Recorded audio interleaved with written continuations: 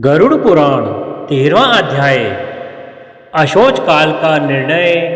अशोच में निषिद्ध कर्म, सपिंडीकरण श्राद्ध, पिंड मेलन की प्रक्रिया, शय्यादान, पददान तथा गया श्राद्ध की महिमा। गरुड़ जी ने कहा, हे प्रभु, सपिंडन की विधि, सूतक का निर्णय और शय्यादान तथा पददान की सामग्री एवं उनकी महिमा के विषय में मुझे बतलाइए। श्री भगवान ने कहा, हे ताक्षर्य, सपिंडीकरण आदि संपूर्ण क्रियाओं के विषय में मैं बतलाता हूँ, जिसके द्वारा मृत प्राणी प्रेत नाम को छोड़कर पितृगण में प्रवेश करता है, उसे सुनो।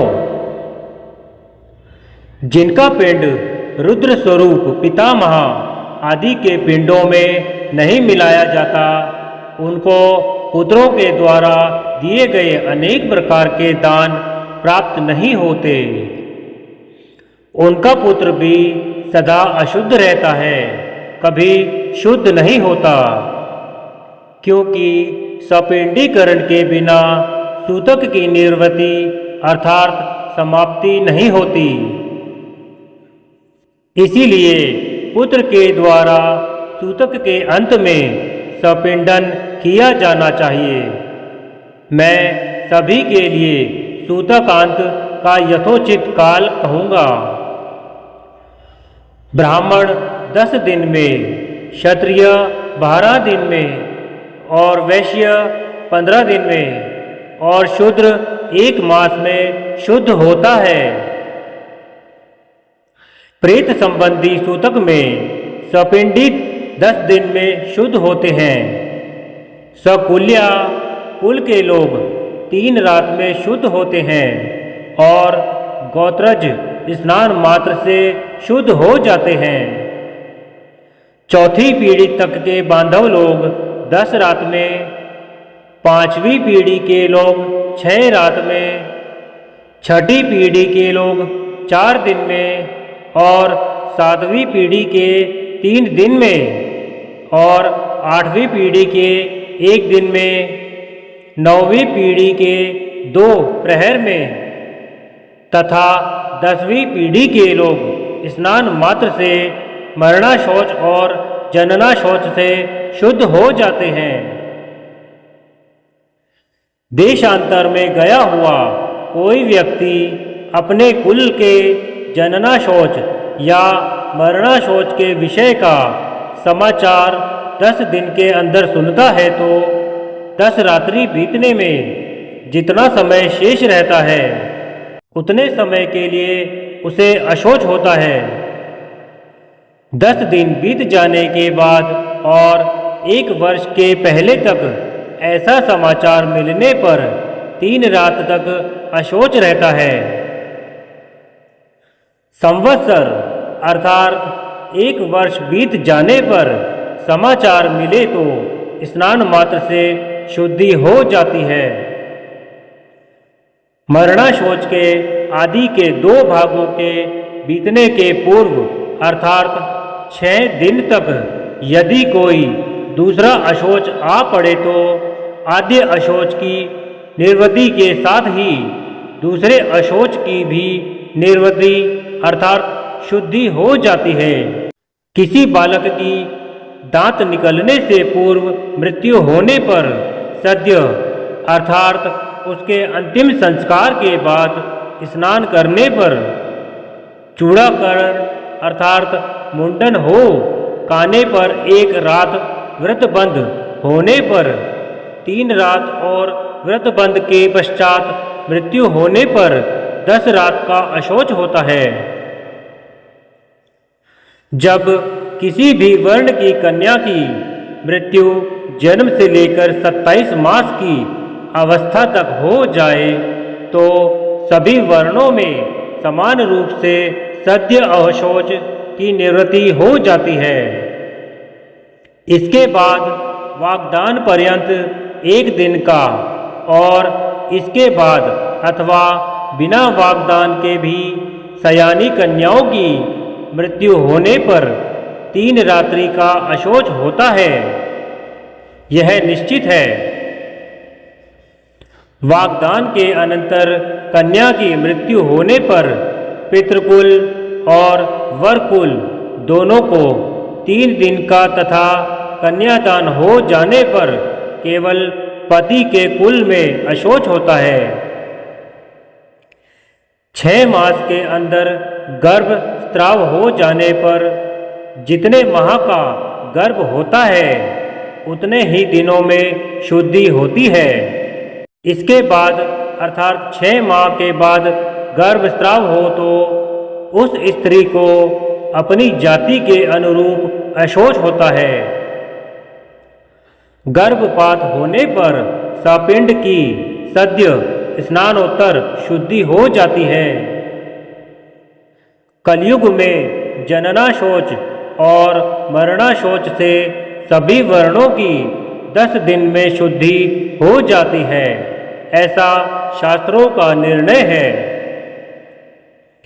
मरणाशौच में आशीर्वाद, देव पूजा, प्रत्युत्थान, आगंतुक के स्वागतार्थ उठना, अभिवादन, पलंग पर शयन अथवा किसी अन्य का स्पर्श नहीं करना चाहिए।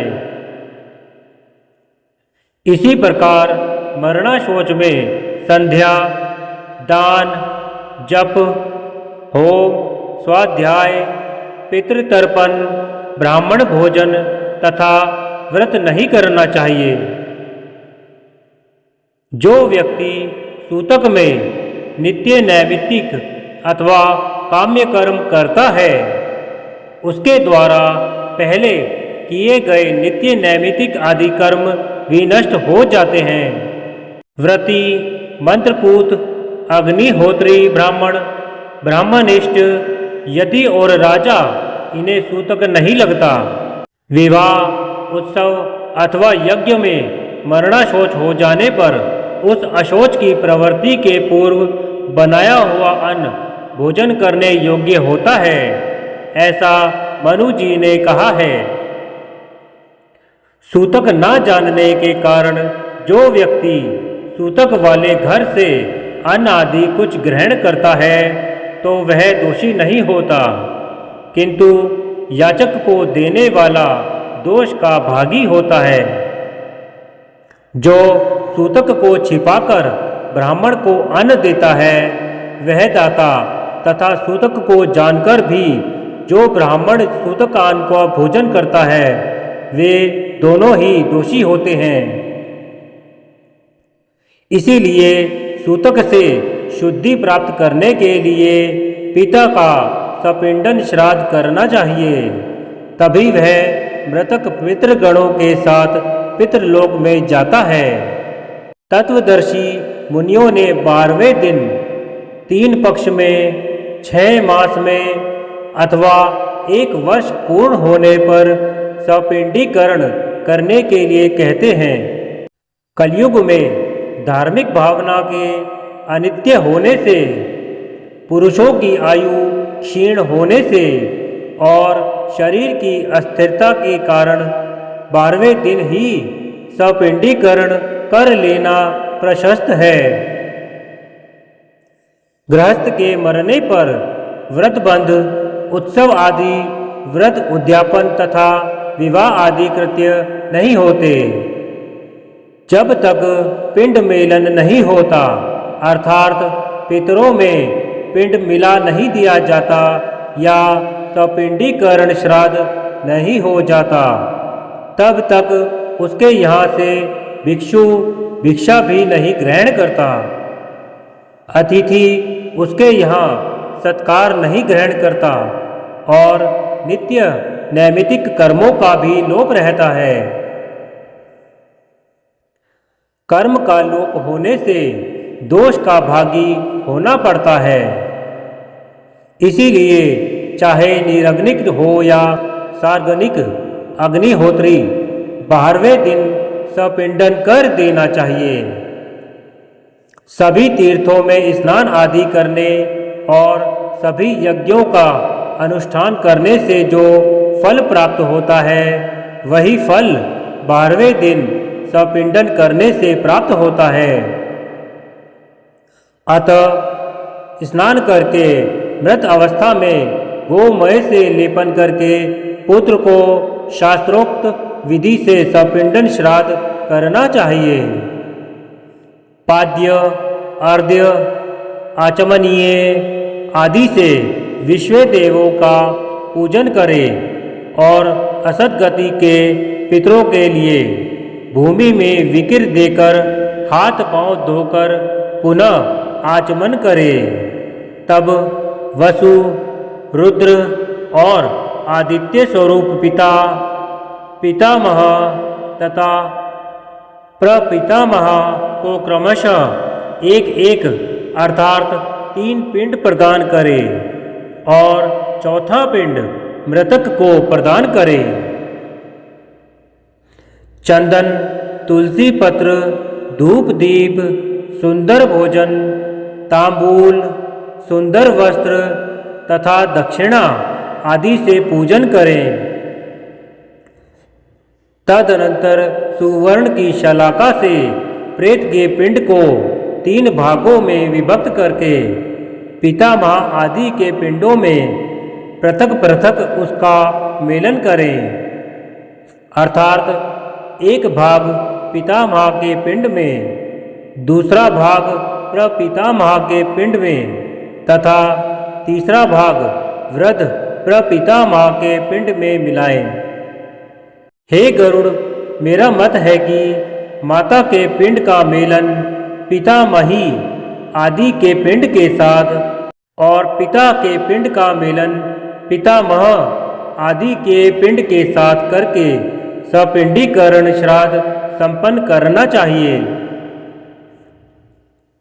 जिसके पिता की मृत्यु हो गई हो और पितामह जीवित हो, उसे प्रपितामह आदि पूर्व पुरुषों को 3 पिंड प्रदान करना चाहिए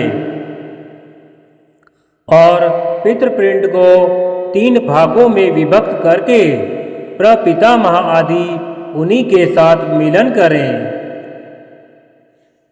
माता की मृत्यु हो जाने पर पितामही जीवित हो तो माता के सपिंडन श्राद्ध में भी पितृ सपिंडन की भांति प्रपितामही आदि में मातृ पिंड का मेलन करना चाहिए, अथवा पितृपिंड को मेरे पिंड विष्णु जी के में और मातृपिंड को महालक्ष्मी पिंड में मिलाएं। पुत्रहीन स्त्री का सपिंडन आदि श्राद्ध उसके पति को करना चाहिए और उसका सपिंडीकरण उसकी सास आदि के साथ होना चाहिए। एक मत अनुसार विधवा स्त्री का सपिंडीकरण पति, ससुर और वृद्ध ससुर के साथ करना चाहिए। हे ताक्षर्य, यह मेरा मत नहीं है। विधवा स्त्री का सपिंडन पति के साथ होने योग्य है। हे कश्यप, यदि पति और पत्नी एक ही चिता पर आरूढ़ हुए हो तो तरण को बीच में रखकर ससुर आदि के पिंड के साथ स्त्री के पिंड का मेलन करना चाहिए। एक चिता पर माता पिता का दाह संस्कार किए जाने पर एक ही पुत्र पहले पिता के उद्देश्य से पिंड दान करके स्नान करे, तदनंतर अपनी सती माता का पिंड दानन करके पुनः स्नान करे। यदि 10 दिन के अंतर्गत किसी सती ने अग्नि प्रवेश किया है तो उसका शय्यादान और सपिंडन आदि कृत्य उसी दिन करना चाहिए जिस दिन पति का किया जाए। हे गरुड़, सपिंडीकरण करने के अनंतर पितरों का तर्पण करे और इस क्रिया में वेद मंत्रों से समन्वित स्वाधाकार का उच्चारण करे। इसके पश्चात अतिथि को भोजन कराएं और हंतकार प्रदान करें। ऐसा करने से पितर, मुनिगण, देवता तथा दानव तृप्त होते हैं। भिक्षा 1 ग्रास के बराबर होती है। पुष्कल, 4 ग्रास के बराबर होता है और 4 पुष्कलों 16 ग्रास का एक हंतकार होता है। सपिंडीकरण में ब्राह्मणों के चरणों की पूजा चंदन अक्षत से करनी चाहिए और पितरों की आय तृप्ति के लिए ब्राह्मण को दान देना चाहिए। वर्ष भर जीविका का निर्वाह करने योग्य घृत, अन्न, सुवर्ण, रजत, सुंदर गौ, अश्व, गज, रथ और भूमिका आचार्य को दान करना चाहिए।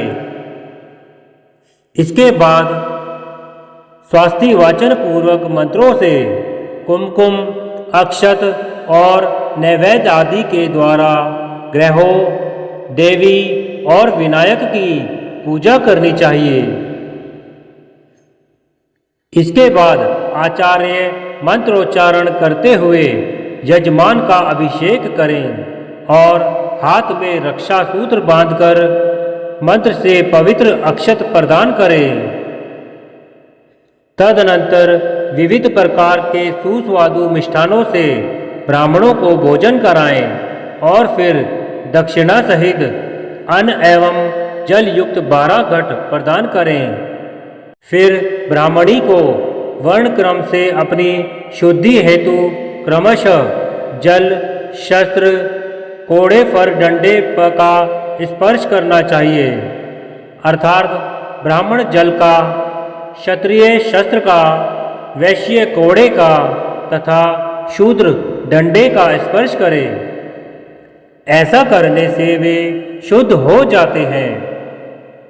इस प्रकार सपिंडन श्राद्ध करके क्रिया करते समय पहने गए वस्त्रों का त्याग कर दें।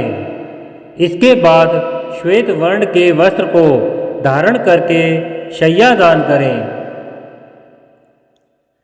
इंद्र सहित सभी देवता शय्या दान की प्रशंसा करते हैं, अतः मृतक के उद्देश्य से उसकी मृत्यु के बाद अथवा जीवन काल में भी शय्या प्रदान करनी चाहिए। शय्या सुदृढ़ काष्ठ की, सुंदर एवं विचित्र चित्रों से चित्रित दृढ़ रेशमी सूत्रों से बनी हुई तथा स्वर्ण पत्रों से अलंकृत हो। श्वेत रुई के गद्दे, सुंदर तकिए तथा चादर से युक्त हो तथा पुष्प, गंध आदि द्रव्यों से सुवासित हो। वह सुंदर बंधनों से भली भांति बंधी हुई हो और पर्याप्त विशाल हो तथा सुख प्रदान करने वाली हो। ऐसी शय्या को बनाकर आस्तरण युक्त कुश या दरी चादर युक्त भूमि पर रखें। उस शय्या के चारों ओर छाता, चांदी का दीपालय, चंवर, आसन और पात्र, झारी या कलश, गड़ुआ, दर्पण, 5 रंगों वाला चंदवा तथा शयन उपयोगी और सभी सामग्रियों को यथास्थान स्थापित करें। उस शय्या के ऊपर सभी प्रकार के आभूषण, आयुध तथा वस्त्र से युक्त स्वर्ण की श्री लक्ष्मी नारायण की मूर्ति स्थापित करें। सौभाग्यवती स्त्री के लिए दी जाने वाली शय्या के साथ पूर्वोक्त वस्तुओं के अतिरिक्त काजल, महावर, कुमकुम, स्त्रीयोचित वस्त्र, आभूषण तथा सौभाग्य द्रव्य आदि सब कुछ प्रदान करें। तदनंतर सपत्नीक ब्राह्मण को गंध पुष्प आदि से अलंकृत करके ब्राह्मणी को कर्णाभरण, अंगूठी और सोने के कंठ सूत्र से विभूषित करें।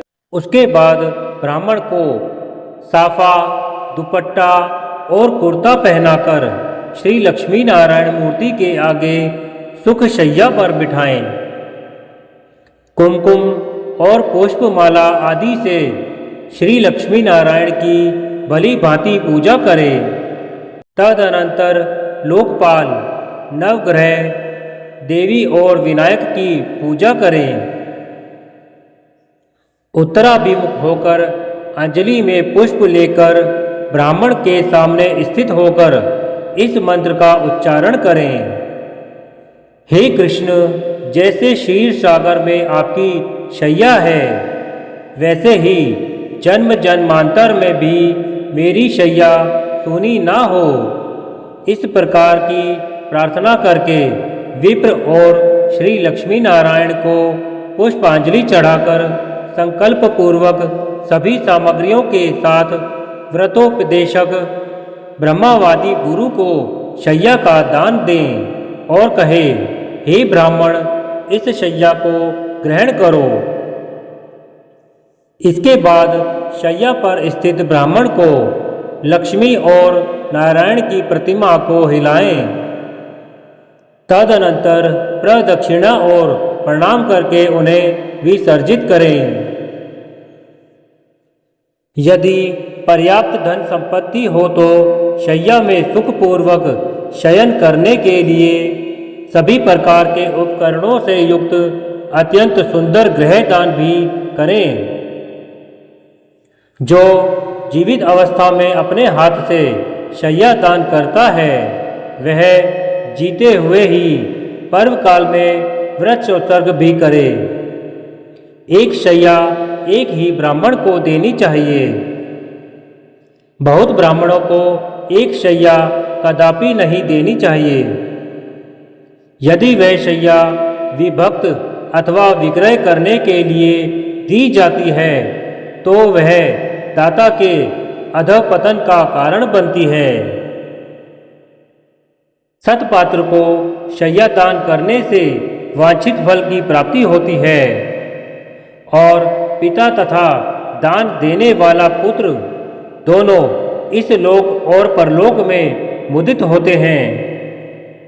शैया दान के प्रताप से दाता दिव्य इंद्रलोक में अथवा सूर्यपुत्र यम के काल में पहुंचता है, इसमें संशय नहीं है। श्रेष्ठ विमान पर आरूढ़ होकर अप्सरा गणों से सेवित दाता प्रलय पर्यंत आतंक रहित होकर स्वर्ग में स्थित रहता है। सभी तीर्थों में तथा सभी पर्व दिनों में जो भी पुण्य कार्य किए जाते हैं, उन सभी से अधिक पुण्य शैया दान के द्वारा प्राप्त होता है। इस प्रकार पुत्र को शैया दान करके पद दान देना चाहिए। पद दान के विषय में मैं तुम्हें बतलाता हूँ गरुड़, सुनो। छाता, जूते, वस्त्र, अंगूठी, कमंडलू, आसन तथा पंचपात्र, ये 7 वस्तुएं पददान कही गई हैं।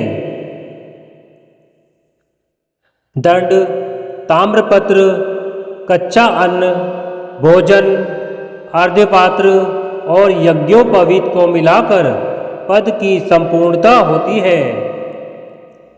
इस प्रकार शक्ति के अनुसार 13 पददानों की व्यवस्था करके 12वें दिन 13 ब्राह्मणों को पददान करना चाहिए। इस पददान से धार्मिक पुरुष सद्गति को प्राप्त होते हैं। यम मार्ग में गए हुए जीवों के लिए पददान सुख प्रदान करने वाला होता है। वहाँ यम मार्ग में अत्यंत प्रचंड आतप होता है, जिससे मनुष्य जलता है। छाता दान करने से उसके सिर पर सुंदर छाया हो जाती है।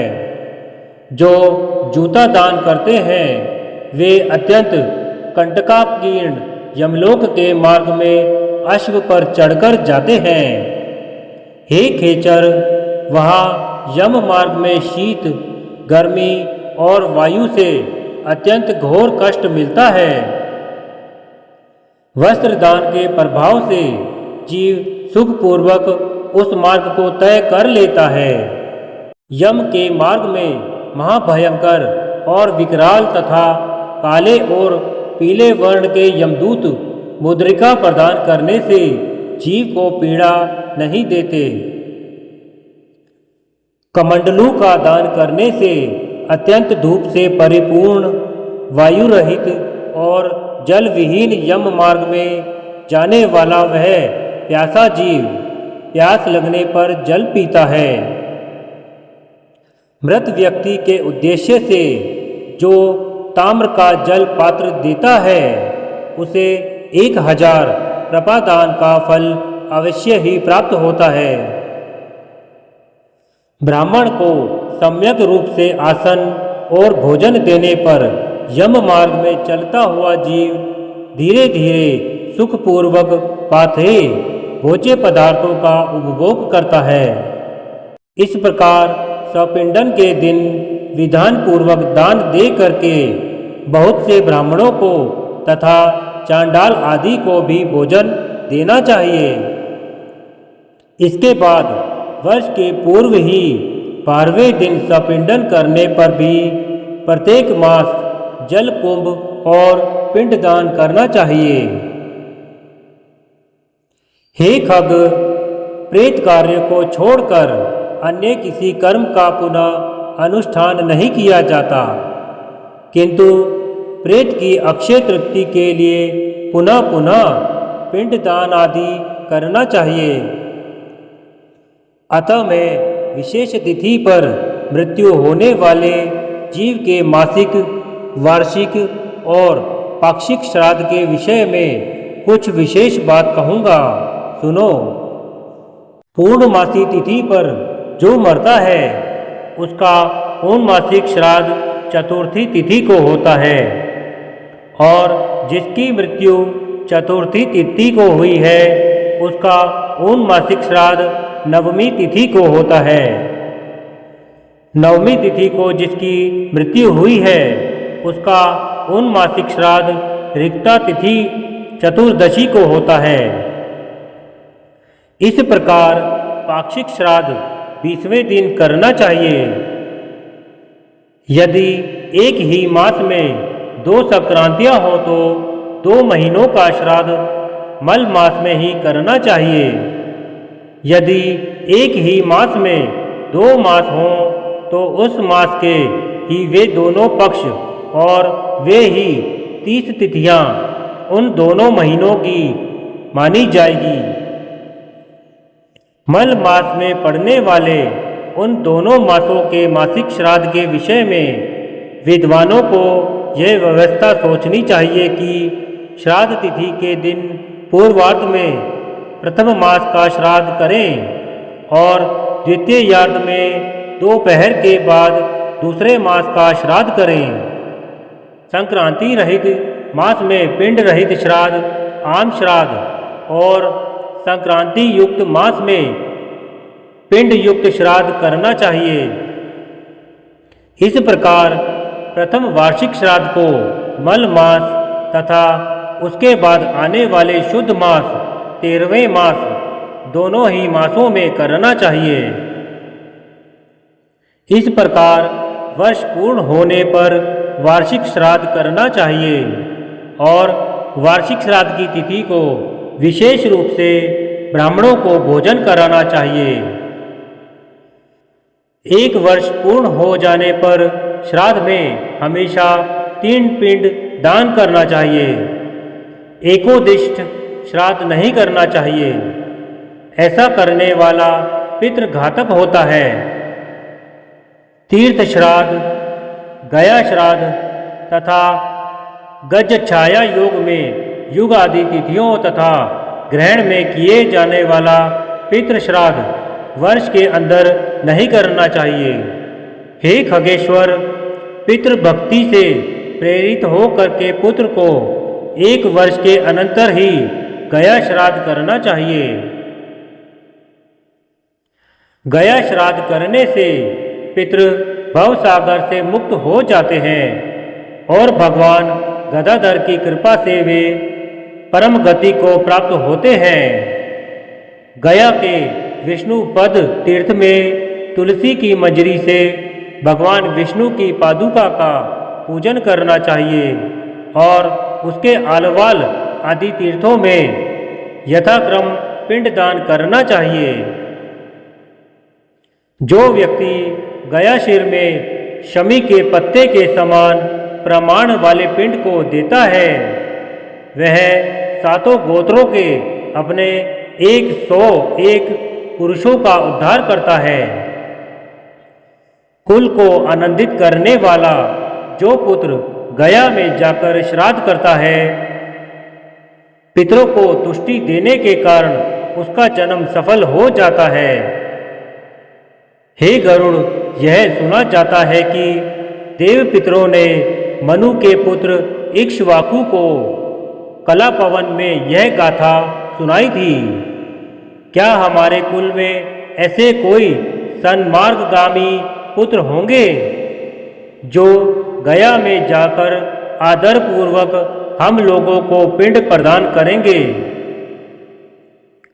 हे ताक्षर्य, इस प्रकार जो पुत्र पितरों की आमुक्षिक परलोक संबंधी क्रिया करता है, वह सुखी होकर कौशिक के 7 पुत्रों की कथा मत्स्य पुराण, हरिवंश पुराण तथा पद्म पुराण आदि में विस्तार से दी गई है की भांति मुक्त हो जाता है।